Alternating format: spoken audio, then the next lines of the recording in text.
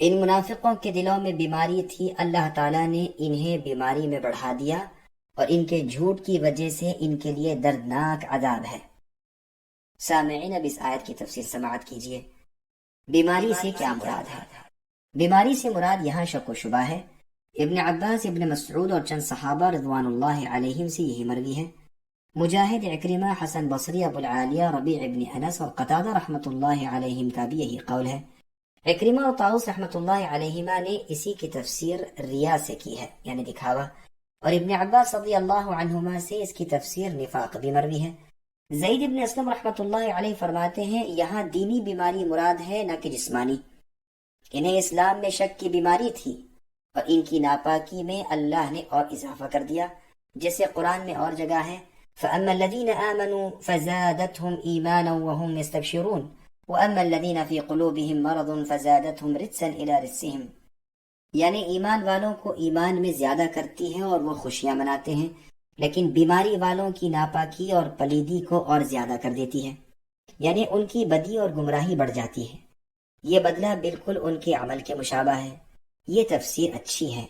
ٹھیک اسی کے مثل یہ فرمان بھی ہے وَالَّذِينَ اهْتَدَوْا زَادَهُمْ هُدًى وَآتَاهُمْ تَقْوَاهُمْ، یعنی ہدایت والوں کو ہدایت میں اللہ بڑھا دیتے ہیں اور ان کو تقوی عطا فرماتے ہیں۔ یکذبون کو یکذبون بھی قاریوں نے پڑھا ہے۔ یہ دونوں بد خصلتیں منافقوں میں تھیں، جھٹلاتے بھی تھے اور جھوٹے بھی تھے۔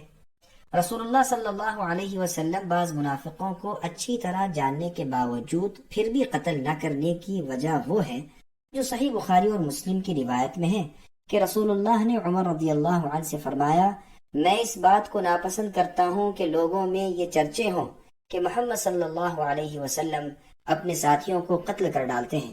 مطلب یہ ہے کہ جو اعرابی یعنی دیہاتی آس پاس میں ہیں، انہیں یہ تو معلوم نہ ہوگا کہ ان منافقوں کے پوشیدہ کفر کی بنا پر انہیں قتل کیا گیا۔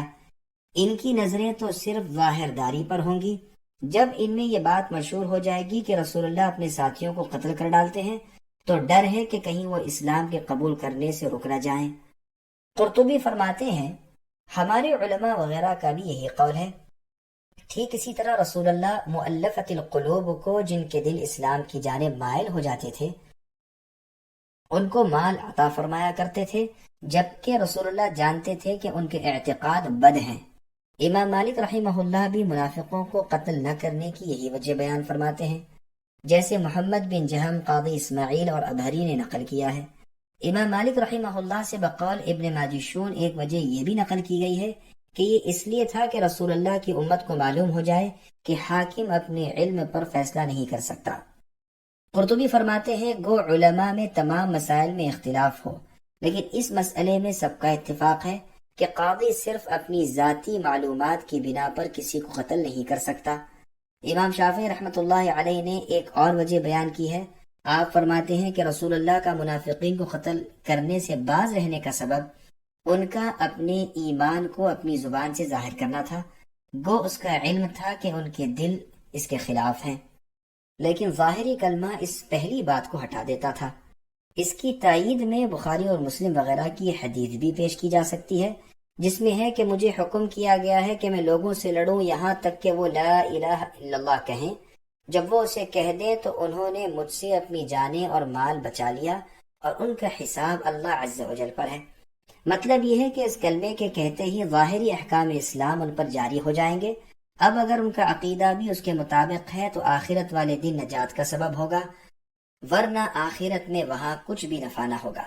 لیکن دنیا میں تو مسلمانوں کے احکام ان پر جاری رہیں گے، گو یہ لوگ یہاں مسلمانوں کی صفوں میں اور ان کی فہرست میں نظر آئیں، لیکن آخرت میں عین پل صراط پر ان سے دور کر دیے جائیں گے، اور اندھیروں میں حیران و پریشان ہوتے ہوئے بآواز بلند مسلمانوں کو پکار کر کہیں گے کہ کیا ہم تمہارے ساتھ نہ تھے؟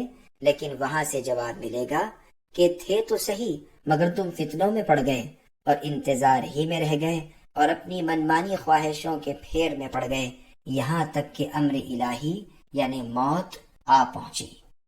غرض دار آخرت میں بھی مسلمانوں کے پیچھے یہ منافق لگے لپٹے رہیں گے، لیکن بالآخر ان سے الگ کر دیے جائیں گے اور ان کی امیدوں پر پانی پھر جائے گا۔ وہ چاہیں گے کہ مسلمانوں کے ساتھ سجدے میں گر پڑیں، لیکن سجدہ نہیں کر سکیں گے۔ جیسے کہ احادیث میں مفصل بیان آ چکا۔ بعض محققین نے کہا ہے کہ ان کے قتل نہ کیے جانے کی یہ وجہ تھی کہ اللہ کے رسول کی موجودگی میں ان کی شرارتیں نہیں چل سکتی تھیں۔ اللہ تعالیٰ مسلمانوں کو اپنی وحی کے ذریعے ان کی برائیوں سے محفوظ رکھ لیا کرتے تھے، لیکن رسول اللہ کے بعد اگر اللہ نہ کرے ایسے لوگ ہوں کہ ان کا نفاق کھل جائے اور مسلمان بخوبی معلوم کر لیں تو قتل کر دیے جائیں گے۔ امام مالک رحمہ اللہ کا فتویٰ ہے کہ نفاق رسول اللہ کے زمانے میں تھا، لیکن آج کل تو وہ بے دینی اور زندیقیت ہے۔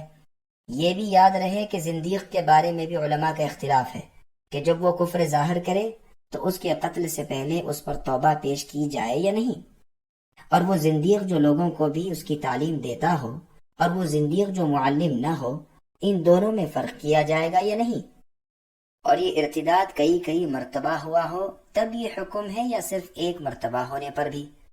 پھر اس میں بھی اختلاف ہے کہ یہ اسلام لانا اور یہ رجوع کرنا خود اس کی اپنی طرف سے ہو یا اس پر غلبہ پا لینے کے بعد بھی یہی حکم ہے۔ غرض ان سب باتوں میں اختلاف ہے، لیکن اس کے بیان کی جگہ احکام کی کتابیں ہیں، نہ کہ تفاسیر کی۔ صحیح مسلم کی حدیث کی روح سے 14 آدمیوں کے نفاق کا تو رسول اللہ کو قطعی علم تھا۔ یہ وہ بد باطن لوگ تھے جنہوں نے غزوہ تبوک میں مشورہ کر کے یہ امر طے کر لیا تھا کہ رسول اللہ کے ساتھ دغا بازی کریں۔ رسول اللہ کے قتل کی پوری سازش کر چکے تھے کہ رات کے اندھیرے میں جب رسول اللہ فلاں گھاٹی کے قریب پہنچے تو آپ کی اونٹنی کو بتکا دیں، وہ بھڑک کر بھاگے گی اور رسول اللہ گھاٹی میں گر پڑیں گے۔ اللہ تعالیٰ نے اپنے نبی کی طرف اسی وقت وحی بھیج کر ان کی اس ناپاک سازش کو بے نقاب کر دیا۔